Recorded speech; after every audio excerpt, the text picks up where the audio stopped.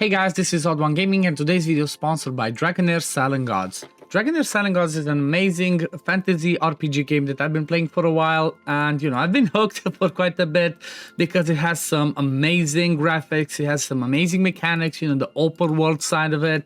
It has some D&D mechanics when it comes to the dice roll, tabletop mechanics, and all that good stuff. If you want to start playing Dragonheir, you should use the link that I have in the description and in the pinned comment to, start playing alongside me. And, it doesn't matter on which platform you want to start playing the game. If it's Android, if it's iOS, it has been adapted to Apple's newest technology. You can play it on PC through the Epic Game Store. It's also available on Steam, and you can even play it on Mac. Ever since its release, it's gone to have over 5 million downloads in the first month, which is insane. And, I'm really happy about that. Also, Dragonheir Silent Gods is being distributed by Nuverse, the same company that has distributed Marvel Snap, and this is their second blockbuster, so it's bound to have a massive success. So what are you waiting for? Use the link in the description and in the pinned comment and start playing alongside me, because I've been playing this game for a few months and honestly I'm loving it.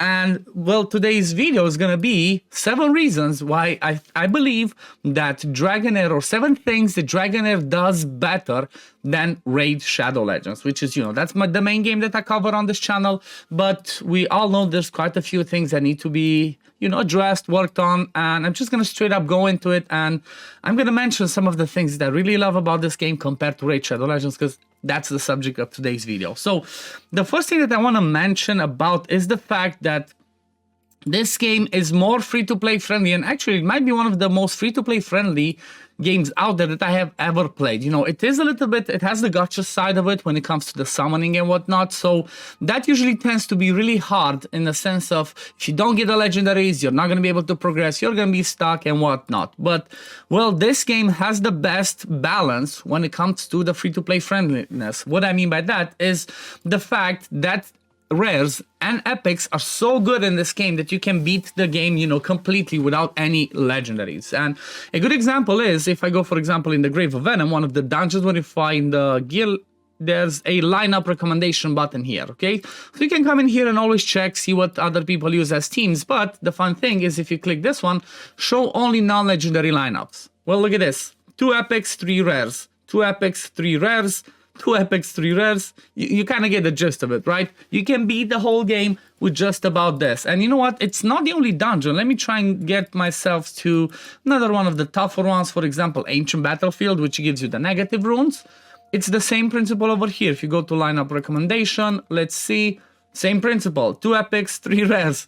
2 epics, so you can see what I mean. You have some, and even some of these rares, somebody like a Hexandra, you get for free.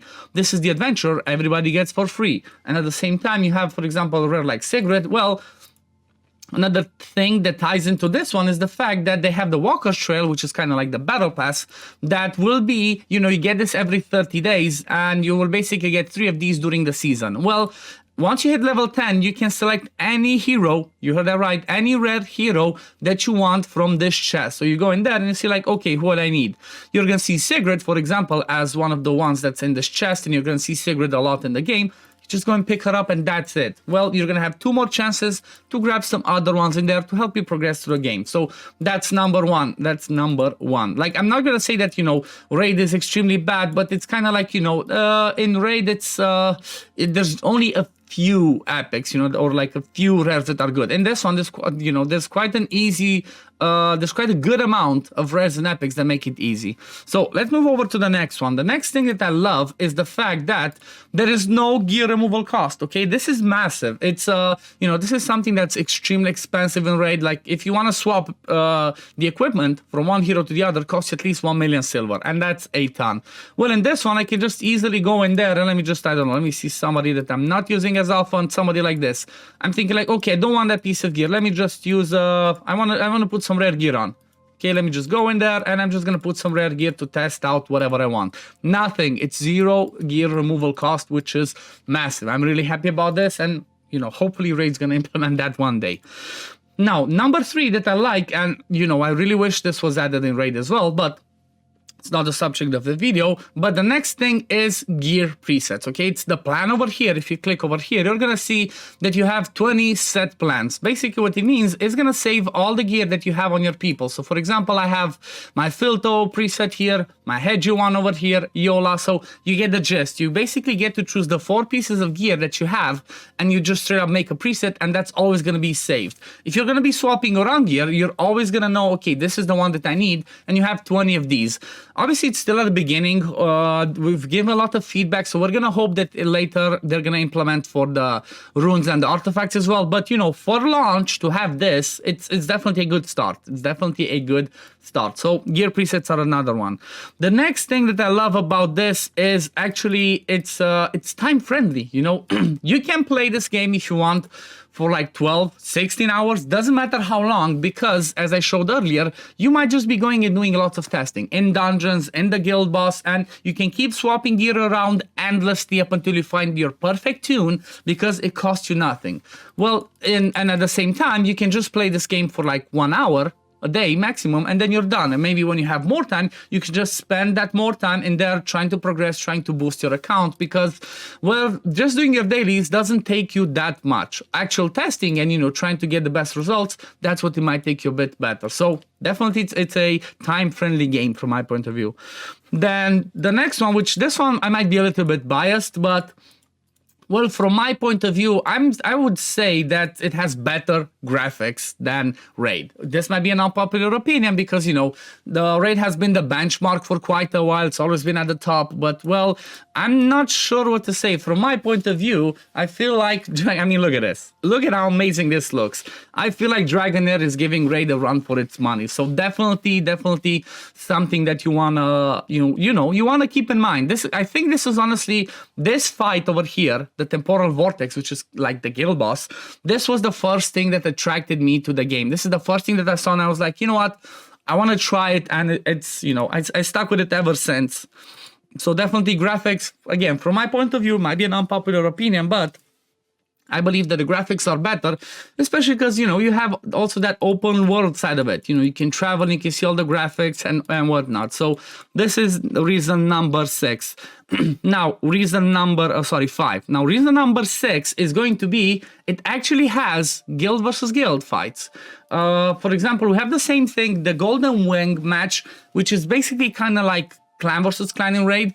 In this one, you compete against each other with, depending what you farm, you get some great rewards. Everybody gets these ones. Then you can have member contribution. It shows you how you get points, you know, from doing goblin, dungeons, arena, whatnot. So kind of same thing as Raid, but that's not the only thing. It also has the Sparkle tournament where you basically do guild versus guild. Each alliance is gonna get their best teams. They're gonna put like on a stronghold. I cannot show you exactly this now because it's not live. It's gonna start in 1 day and 8 hours. But you basically put your teams in in the strongholds and try to defend against each other. And then you go and bring your team and try to beat each other, try to defend it successfully, and you know all the good stuff that a proper guild versus guild is supposed to have. And this is something that I'm really happy that they have. And now the last one, which I think. This one's gonna be massive because, you know what, this is again a massive problem in Raid, but this game does it well, is the fact that it gives you the opportunity to farm books, aka scrolls, aka in order to improve your heroes, okay?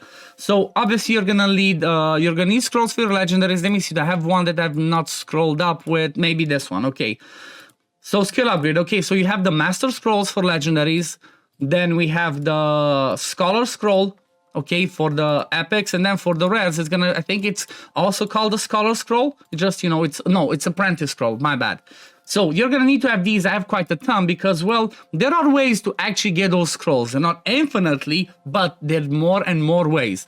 For example, there's weekly dungeons such as this one, once more onto Tales of Forest, that you can farm and you get yourself page of legendary poems, okay? So depending on the level that you farm, you're gonna be able to get these pages. And then every week you have 3 of them. You have this one that I just showed you, then you're gonna have the once more onto Finale of Plains, okay, this is the second one, and then you have a third one, once more, which I'm hiding, once more onto Gloomland Showdown. So this one is weekly and they reset, and then the max one, like you saw, is the same as the first one. The maximum that you can earn once you beat the highest stage is between 1200 and 1800. Okay, so it's the same thing for everyone. And after that, you go over here to the exchange, and then you come to the Bard Banquet, and then over here you're gonna have 3 scholar scrolls every week, 3 seats as scholar here, that's what I meant. So this one's apprentice, might have to tell it to fix it, but you have 3 of these ones every week, 3 of the scholar ones every week, and 1 master scroll every week. And apart from that, you say, okay, maybe the scholar ones are not enough. Well, you can just go over here to the store, and you can just straight up buy 10 master scrolls every month with War Motto. And War Motto is being thrown at you left and right from every area of the game. At the same time, you can buy, you can also buy the Sacred Shards, Healer Light Dice. So, overall, I do believe that these are strong reasons why this game is better than Raid from my point of view, and it's just got launched. It can still get improved, and, I'm hoping for the best because, not just because I'm being sponsored by them, but I really love this game. So I guess these are my top 7 reasons why Dragonheir Silent Gods is better than Raid Shadow Legends. But anyway, guess this is gonna be it for the video today, guys. Again, if you want to start playing Dragonheir Silent Gods, there's gonna be a link in the description and in the pinned comment that you can use. Obviously, it's gonna help me. So if you wanna help me out as well, download it and trust me, give it a try. You're gonna love it. You can play the game on Android, iOS devices. It's been adapted to Apple's newest technology. You can even play it on Mac and on PC. It's available on Steam. But yeah, we're gonna leave it at this. Thank you very much, Dragonheir Silent Gods, for sponsoring this video, and thank you all for watching. As always, if you do enjoy my content, don't forget to like this video, subscribe to the channel to see when I upload next, and I'm gonna see you all in the next one. Peace, love, take care, everyone. Bye, guys.